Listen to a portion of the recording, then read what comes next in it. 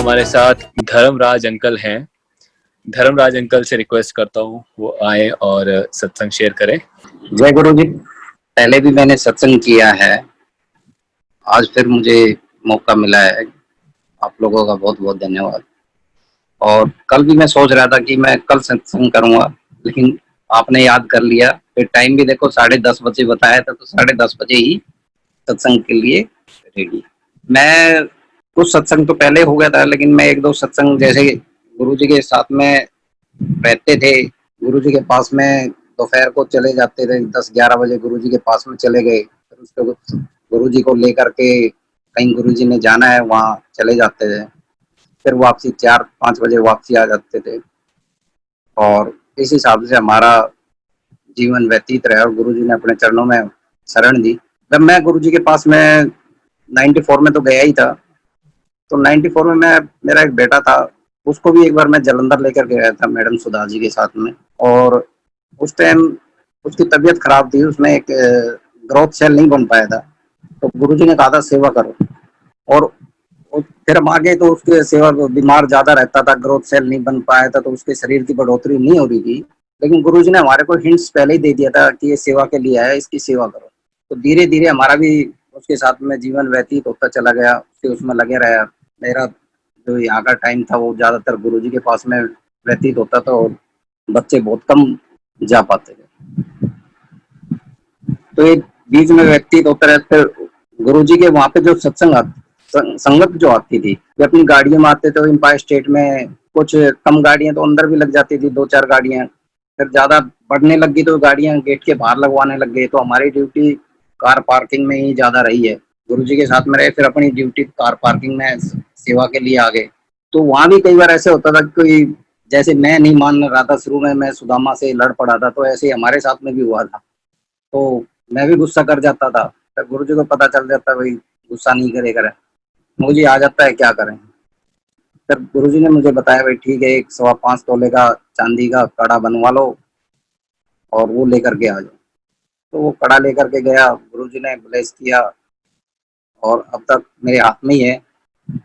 और मैं इतना गुस्सा नहीं कर पाता। हाँ, सच्चाई अपने पे रहना है। ज्यादा एक झूठ बोलने के चक्कर में पता नहीं कितनी झूठ बोलनी पड़ती है। तो अच्छा है कि किसी से जो कहना है वो सच्चाई ही बोल दो, वो बेटर है। फिर जैसे गुरुजी के पास में बैठते थे, तो एक बार गुरुजी ने कहा कि धर्मराज मोटरसाइकिल ले ले। मऊ जी पैसे नहीं है। कहने लगा, है पैसे नहीं है, सुदामा से ले ले, 5,000 रुपये सुदामा से ले ले। मऊ जैसे ही गुरुजी आपकी आ गया, सुदामा भी वहीं साथ में बैठा हुआ था। ठीक है। तो 2001 में नवंबर 2 तारीख को कुछ सैलरी मिली थी, कुछ पिछले महीने के थे, थोड़ा बहुत रेंट आ जाता था, तो करके 10-15 हज़ार रुपए हम चले गए मोटरसाइकिल लेने के लिए। मोटरसाइकिल लेकर के आया। फिर मैं मोटरसाइकिल लेके ही सीधे गुरुजी के दरबार में चले गए। तो एम्पायर स्टेट में जहाँ आज गणेश जी की मूर्ति रखी हुई, यहाँ सोफे लगे रहते थे, वहाँ गुरुजी बैठे हुए थे तैयार होकर के। तो मोटरसाइकिल लेके गया, तो खड़ी गई, तो मत्था टेका, मोटरसाइकिल ले आए जी गुरुजी, क्या चलाएं फिर, जो आगे गुरुजी। फिर गुरुजी ने मोटरसाइकिल को 10 मीटर आगे लेके गए, वहां से घुमा करके लाए, ब्लेस किया गुरुजी ने मेरी मोटरसाइकिल को। फिर कहने लगा, चल तेरी मोटरसाइकिल चला दी, अब अपनी चुई मुई लगा लो। चुई मुई गाड़ी कॉन्टेस्टा होती थी, CH01M0001, तो उसको गुरुजी चुई मुई बोलते थे, चल भाई चुई मुई लगाओ। फिर निकल जाते थे गुरुजी के साथ में। तो बहुत अच्छा समय व्यतीत। गुरुजी कोई महसूस ही नहीं होता था भाई हमारे कोई परेशानी है। जो प्यार वहाँ मिला वो हमारे घर से, माँ बाप से मिला, लेकिन उतना नहीं मिला जितना गुरुजी ने हमारे को दिया, और वहाँ सत्संग संगत ने हमारे को दिया। मैडम सुधा ने भी बहुत अच्छी तरह हमारे को रखा। ड्यूटी करते थे जब भी, और आज भी उतना ही प्यार मिलता है। उसके बाद में, उससे पहले एक बार जब मैं ड्यूटी करता था, तो हमारी ड्यूटी लग गई थी द्वारका साइड में। मैं दिल्ली पुलिस में हूँ। गुरुजी की ब्लेसिंग से ही 97 में ज्वाइनिंग किया था, एज ए ड्राइवर भर्ती हुआ था। तो द्वारका साइड में ड्यूटी लग गई, तो थोड़ा सा अजीब सा एरिया लगा, मजा नहीं आया। तो उससे पहले गुरुजी ने कहा था कि तेरे को किसी चंगे अफसर नाल भेजना है, जी गुरुजी, फिर उन्होंने भेजा भी, मैं वहाँ गया तो वे वहाँ से उस दिन मिले नहीं, घर पे चले गए थे कहीं। तो मैं गुरुजी ने पूछा, भाई ओके आया? मैं कहा जी गुरुजी होकर के आया था लेकिन मिले नहीं। मैं बताया, कहने अब नहीं जाना। 2 महीने के बाद में जब मैं द्वारका, मेरी 2 ही ड्यूटी हुई थी, तो मैं दिन की ड्यूटी में थोड़ा परेशान हो गया था, कैसे भी लगा लो। मैं रात को गुरुजी को अरदास किया, खूब रोया, मैं गुरुजी यहाँ से चेंज कर दो ड्यूटी। और मेरे को अगले दिन सुबह जिस अफसर के पास गुरुजी ने भेजा था, वहां से मैसेज आ गया कि आपको वो बुला रहे हैं। फिर मैं वहां गया, वहां फिर मैं उनके साथ में रहा लास्ट तक, काफी टाइम तक, जब तक वे रिटायर नहीं हुए। गुरुजी बच्चों को बहुत कम बुलाते थे मेरे को। एक दिन 2003 में सितंबर के महीने में गुरुजी ने कहा कि बच्चों को लेकर के। मैं कहा, जी गुरुजी। हम मोटरसाइकिल पे चारों चले गए और गुरुजी ने वहां पे, हम बच्चे अंदर बैठ गए थे, मैं तो बाहर आ जाता था अपनी सेवा में। तो जब वहां से निकले तो गुरुजी ने कहा, धर्मराज सेवा कर, और जब मैं बुलाऊं जब आना। जी गुरुजी। फिर मुझे गुरुजी ने नहीं बुलाया कुछ 5-7 दिन।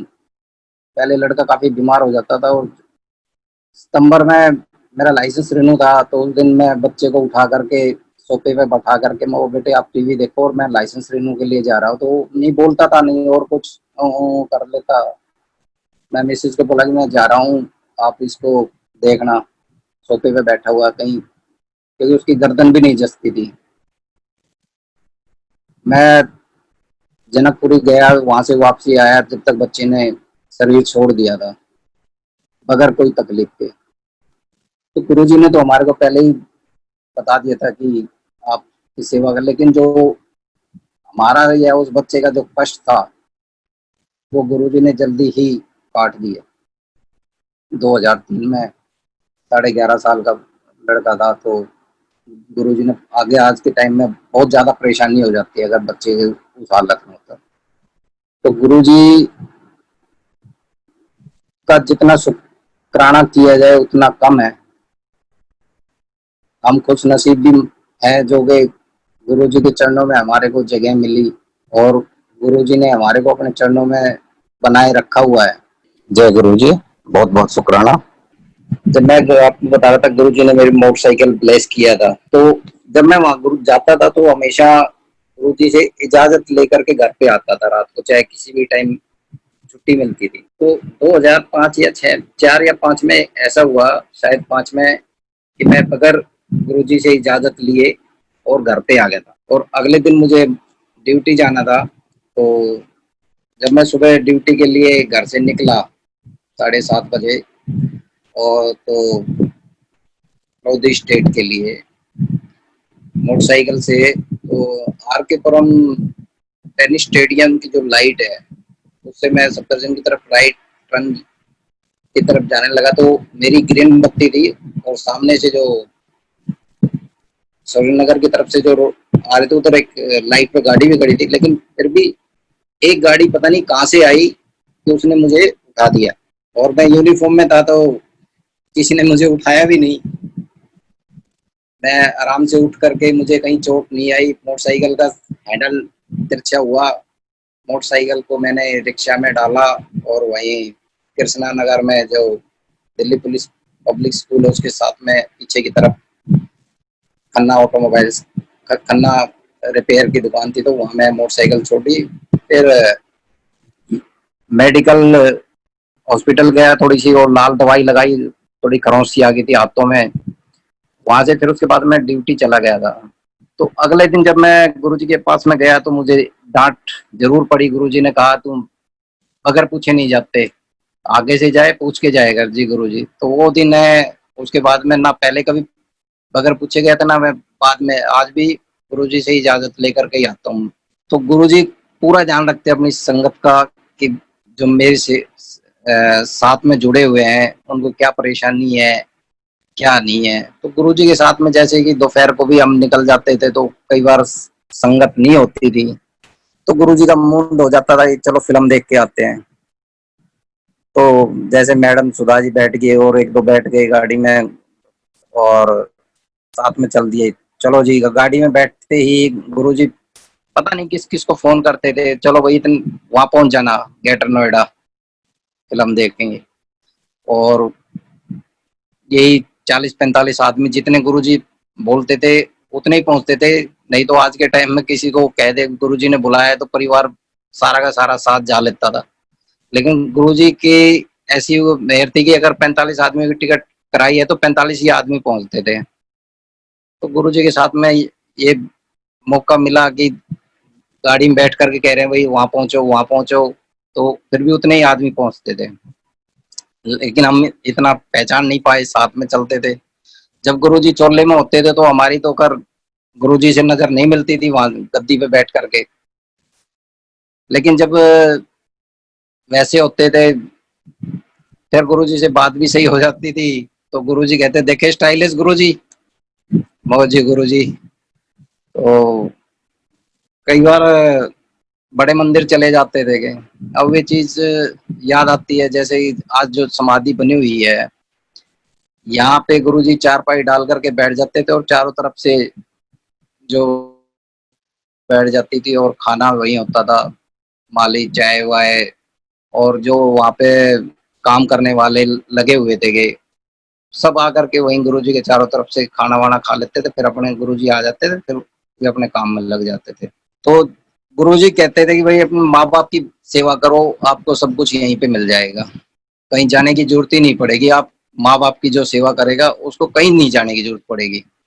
गुरुजी जो हमारी गाड़ी में जो कैसेट लगती थी, मुझे इतनी पंजाबी तो समझ में नहीं आती थी, लेकिन ज्यादातर मोहम्मद सिद्दीकी, देवी रणजीत कौर की जो साथ में ही कैसेट आती हैं, तो गुरुजी वे बॉडी सुनते थे। तो कभी कोई सा गाना मुझे समझ में नहीं आती थी तो मैं कोई सा दबा देता था, वो लग जाता था, पता नहीं कैसे लगता था लेकिन वो लग जाता था। मैं सिर्फ ये वही खटका दबा दिया, लग गया। मुझे पंजाबी समझ में नहीं आती थी। तो गुरुजी ने से काफी सहारा दिया, काफी साथ दिया और अब तक साथ हम चाहते हैं कि गुरुजी के चरणों में ही बना रहे। मुझे इतना डीप से तो नहीं आता, लेकिन जैसा भी मुझे आया वो मैंने आपको सुनाया, जो अपनी आप बीती है। और संगत की तो मैंने काफी देखा है, लेकिन मैं दूसरे की क्या कह सकता हूँ। तो जय गुरु जी, रक्षा करना गुरु जी, तो पुराना गुरु जी। तो नेक्स्ट अर्चना श्रीवास्तव आंटी से रिक्वेस्ट करते हैं, अर्चना आंटी आए और सत्संग शेयर करें। Thank you so much. शुक्राना शुक्राना गुरुजी के इस जूम दरबार में, जूम सत्संग में सबसे पहले गुरुजी के चरण कमलों में लाख लाख बार प्रणाम, कोटि कोटि प्रणाम, और सारी संगत को भी प्रणाम, जो भी इस सत्संग को अटेंड कर रहे हैं उन सबको प्रणाम। सो thank you Guruji, thank you, शुक्राना गुरुजी। ये सत्संग, these satsangs are bringing so much hope, so much positivity in everyone's life. गुरुजी ने हमेशा कहा बी पॉजिटिव। आजकल के जमाने में इससे बड़ा कोई सरमन नहीं हो सकता, एडवाइस नहीं हो सकती। That's the piece of advice, best piece of advice कि बी पॉजिटिव। कुछ भी हो जाए, जस्ट अपने दिल में ये यकीन रखिए कि गुरुजी हैं आपके साथ। कोई भी मुसीबत आ जाए, कुछ भी हो जाए, Guruji is there and Guruji is holding your hand. कभी गुरुजी हमारा साथ नहीं छोड़ते हैं। पॉजिटिव रहना, खुश रहना, ये सब गुरुजी ने ही संगत को सिखाया है। और आज से ज्यादा उसकी कब जरूरत है? आज तो सबसे ज्यादा ऐसा टाइम है जब हमको गुरुजी के इन बातों को फॉलो करना चाहिए जो गुरुजी ने हमें सिखाई हैं। Like we all are witnessing sudden, overnight कैसे दुनिया बदल गई कोविड के चलते, कैसे this is a kind of spiritual awakening, this is the paradigm shift. Guru ji ने रातों रात एक ऐसा, like this is a totally new world we are entering. तो सब कुछ गुरु जी पे छोड़ के और बस सिर्फ गुरु जी के चरणों से जुड़े रहिए। वही सबसे बड़ा सत्संग है, वही सबसे बड़ी ब्लेसिंग है। And that also is Guru जी's grace. वो खुद करवाते हैं, खुद बुलाते हैं और खुद उनकी मर्जी होती है, तभी हम उनसे जुड़ पाते हैं। हम कहीं से, हमारी इसमें कोई इच्छा नहीं चलती है कि हम अपनी तरफ से कुछ करें। ये सब कुछ वही कराते हैं। So thank you very much Guruji for that.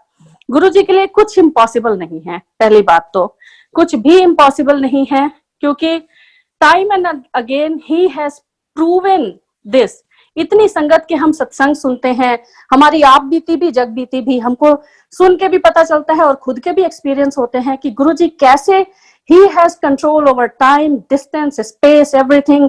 वो उस टाइम पे भी एक साथ कई जगहों पे हो सकते थे। अभी वो यहाँ एम्पायर स्टेट दरबार में बैठे हैं, अभी वो न्यूयॉर्क में है, अभी मैं इस समय मैं तो डालस टेक्सास यूएसए से बोल रही हूँ। यहाँ पे दिन का टाइम है, this is day time here, आप लोगों के लिए वहां रात है।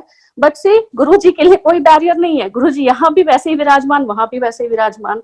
तो ये सब सिर्फ सोचने की हमारी ह्यूमन लिमिटेशंस है, गुरु जी के लिए तो कुछ भी लिमिटेशंस है ही नहीं, कभी भी नहीं है।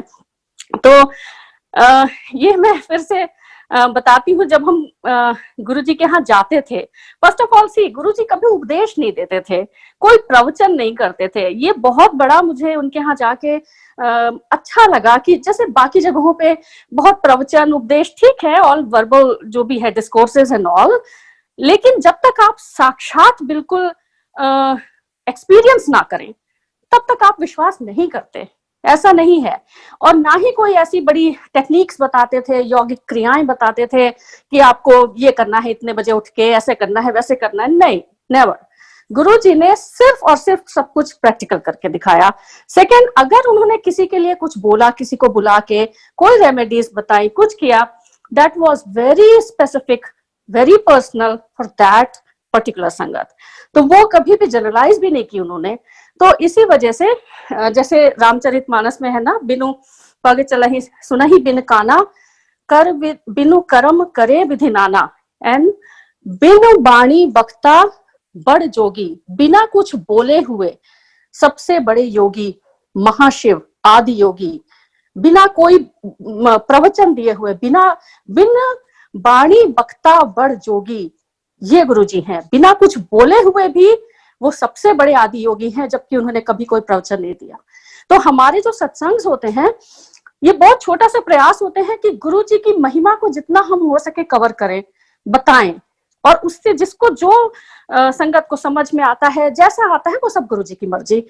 हर संगत से गुरुजी अपने लेवल पे कनेक्ट करते हैं। एक बच्चे से डिफरेंट लेवल पे कनेक्ट करते हैं, किसी बड़े से डिफरेंट लेवल पे कनेक्ट करते हैं। जैसा जिसको समझाना चाहते हैं गुरुजी, उस लेवल पे जाके उसको समझाते हैं। इतना ज्यादा गुरुजी हमारा ख्याल रखते हैं। तो उन दिनों पहले तो हम जब भी गुरुजी के यहाँ जाते थे, तो हम हमेशा ये पुरानी संगत गुड़गांव की ये बोलती थी, गुरुजी के यहाँ जा रहे हैं। हम कभी ये नहीं बोलते थे कि छोटे मंदिर या बड़े मंदिर जा रहे हैं। छोटे मंदिर वर्ड तो उस समय एग्जिस्ट भी नहीं करता था, क्योंकि हम हमेशा एम्पायर स्टेट ही समझते थे उसको, और हमेशा बोलते थे गुरुजी के यहाँ जा रहे हैं, गुरुजी के यहाँ चलना है, गुरुजी के यहाँ जा रहे हैं, ये ऐसे करके बोलते थे।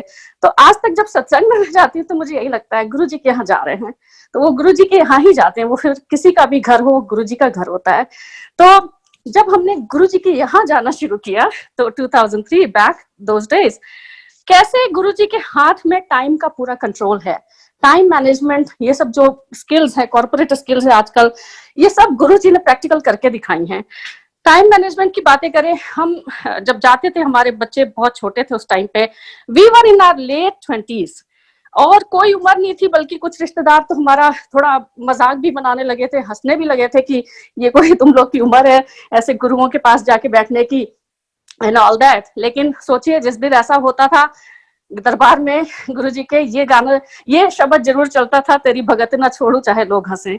तो गुरुजी तो सब जानते थे, हम कभी आर्ग्यू नहीं करते थे, जिसको जैसे समझना है, जिसकी जब टाइमिंग है वो गुरुजी डिसाइड करते हैं। उनमें से बहुत आज जुड़ चुके हैं गुरुजी से। तो एनीवेज, तो जब हम जाते थे, हमारे बच्चे छोटे थे, तो हमारी कोशिश तो यही रहती थी पूरी कि हम बिल्कुल टाइम पे पहुंचे, और बल्कि टाइम से थोड़ा पहले पहुंचे, क्योंकि थोड़ा सा पहले पहुंचने का बहुत बड़ा फायदा ये होता था कि आप गुरुजी को वैसे वाले फॉर्म में देख सकते थे, जो उनका वो बड़ा ही प्यारा अवतार होता था, जिसमें कि वो उसमें किचन के सामने वाली सेटी पे बैठ के कैजुअल संगत से बातें करते रहते थे, और बुशर्ट एंड ट्राउजर में, और बहुत ही डिफरेंट लगते थे, इतने डिफरेंट, इतने प्यारे।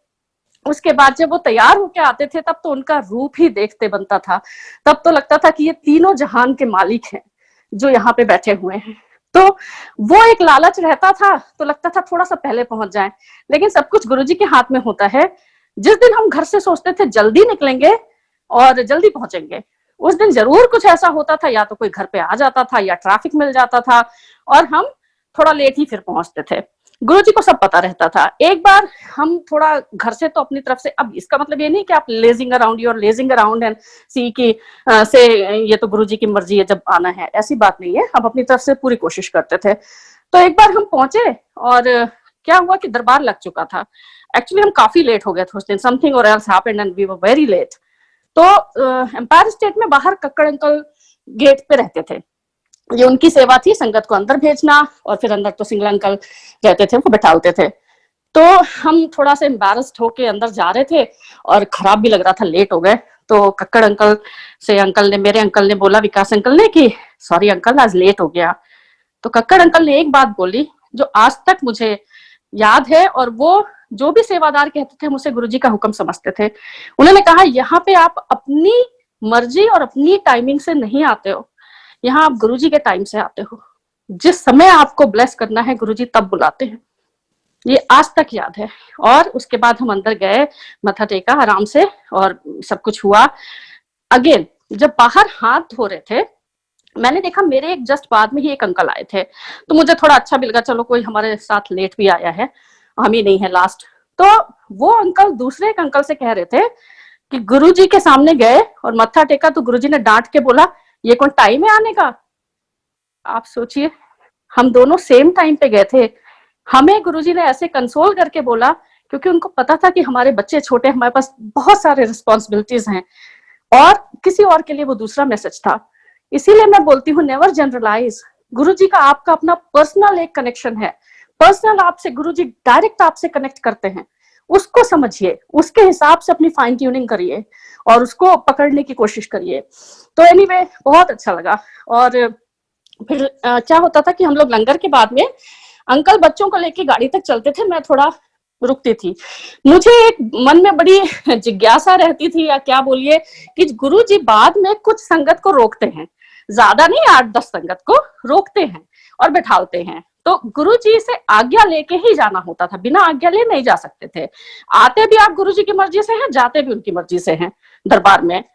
तो उनसे जब मत्था टेक लिया गुरुजी के सामने, तो फिर आप सीधे घर जाते हैं, फिर आप वहां पे रुक नहीं सकते, फिर आप इधर उधर नहीं जा सकते। उस दिन क्या हुआ, मेरे मन में आया कि आज तो मैं पक्का यहाँ पे बैठूंगी और देखूंगी कि गुरुजी बाद में क्या करते हैं। गुरुजी ये जो 8-10 संगत को रोकते हैं, इनको एक्स्ट्रा टाइम देते हैं, आज मैं भी बैठूंगी और देखूंगी कि यहाँ पे क्या होता है, गुरुजी क्या क्या करते हैं। तो मैंने सोचा कि ऐसा करते हैं, थोड़ा ट्रिक करते हैं, थोड़ा बाद में लंगर के बाद में अंदर जाके छुप के एक कोने में बैठ जाती हूँ, ना दिखूंगी ना गुरुजी जाने को बोलेंगे। मतलब मेरी बुद्धि देखिए। और मैं 8-10 संगत के पीछे छुप के एक साइड में कोने की तरफ बैठ गई कि गुरुजी तो मुझे देख ही नहीं रहे हैं, तो जाने को कैसे बोलेंगे। उसी समय गुरुजी ने नजरें उठाई, स्माइल किया और ऐसे हाथ का इशारा किया जाने का। तो उनका वो जब जाओ का इशारा हो जाता था, फिर आप रुक नहीं सकते थे। तो उनको पता था ना कि मेरे छोटे बच्चे, हस्बैंड, अंकल वेट कर रहे हैं और आई वॉज नीडेड देयर। इसीलिए गुरुजी ने कहा, हमेशा अपना कर्म करो, कर्तव्य करो। गुरुजी हमें रात में बुलाते थे, जिससे हम दिन भर का अपना काम करके, वर्ल्डली रिस्पॉन्सिबिलिटीज सब करके, आराम से आके फ्री माइंड के साथ में, वो जैसे रूह का सुकून, दिन भर के थके इधर उधर आपा धापी भाग दौड़, गुरुजी के पास आके ऐसा लगता था जैसे पूरा, जैसे रूह में सुकून उतर गया है, पूरा बैटरी चार्ज हो गई है पूरे अगले हफ्ते के लिए। संडे को जाते थे, कभी ऐसा नहीं लगा कि रात में लेट हो गया है तो हमको कोई थकान और कुछ नहीं। गुरुजी के यहाँ जाते ही जैसे पूरी आत्मा में सुकून आ जाता था, फूड फॉर द सोल ऐसा लगता था। सो गुरुजी के ये बहुत ही मतलब इतने प्यारे प्यारे अनुभव जो उस समय के हैं, आज याद आते रहते हैं और बहुत अच्छा लगता है। इन सत्संग के माध्यम से भी और सरफेस पे आते रहते हैं। गुरुजी के यहाँ जब जाते थे, जो बहुत अच्छे वाले बाद में पंजाबी फोक सॉन्ग, नुसरत साहब की कव्वालियां, सूफी सॉन्ग्स, हंसराज हंस, ये सब चलते थे, बहुत अच्छा लगता था मुझे सुन के। तो उस समय सीडीज नहीं मिलते थे। गुरुजी के जो शब्द होते थे, बहुत ही पर्टिकुलर शब्द होते थे। उनके रागी जो हैं, वो सेम रागी जो है, मतलब वो सीडी तो मिलती नहीं थी ना एम्पायर स्टेट से ना बड़े मंदिर से। मुझे मन रहता था कि सुनूं, लेकिन कैसे सुनूं, वो सीडी नहीं मिलती है। बंगला साहिब में हाँ मिलती थी, लेकिन कभी कभी रागी डिफरेंट होते हैं, तो फिर लगता है जो गुरुजी के सामने चलता है वही सुने। भाटी आंटी से भी 1-2 बार मिल जाते थे। तो मैंने क्या किया, जो बाद वाले म्यूजिक वाले चलते थे उनकी सीडीज तो मिल जाती थी मार्केट में, उनको खरीदना शुरू किया। तो नुसरत फतेह अली खान, हंसराज हंस, जो भी पंजाबी फोक, ये सब, और गाड़ी में कंटिन्यूअसली वही सुनती हुई जाती थी। इतना अच्छा लगता था, इतना अच्छा। और मुझे आज तक याद है, बड़े मंदिर में एक बार जो रिंकू जी है, जिनकी मैंने चाहिदा ना महल मकान ये वाली सीडी है, वो बड़े मंदिर में मिली थी। वो तो फिर उसके बाद गाड़ी में कंटिन्यूअस चल चल के पूरा घिस गई, लेकिन आज तक है, आज तक है। तो उस जमाने में जो भी सीडीज भी मिली वो आज तक है मेरे पास में। तो गुरु जी के बहुत बहुत ऐसे प्यारे प्यारे अनुभव, प्यारी प्यारी बातें सब अब इस समय याद आते हैं और लगता है कि सब वापस वही दिन वापस आ जाए, लेकिन कोई बात नहीं। एक छोटा सा लंदन का अपना बताती हूँ, बहुत छोटा सा। गुरु जी कैसे सर्वव्यापी हैं, वो एक समय में कितनी जगह पे एक साथ हो सकते हैं, टाइम डिस्टेंस स्पेस। इसीलिए गुरु जी जब आप उनके दरबार में जाते थे तो आपको देखते ही आपका भूत भविष्य वर्तमान तीनों देख लेते थे, स्कैन कर लेते थे आपको। क्यों? क्योंकि गुरु जी के लिए टाइम ट्रैवल कोई मुश्किल बात नहीं है।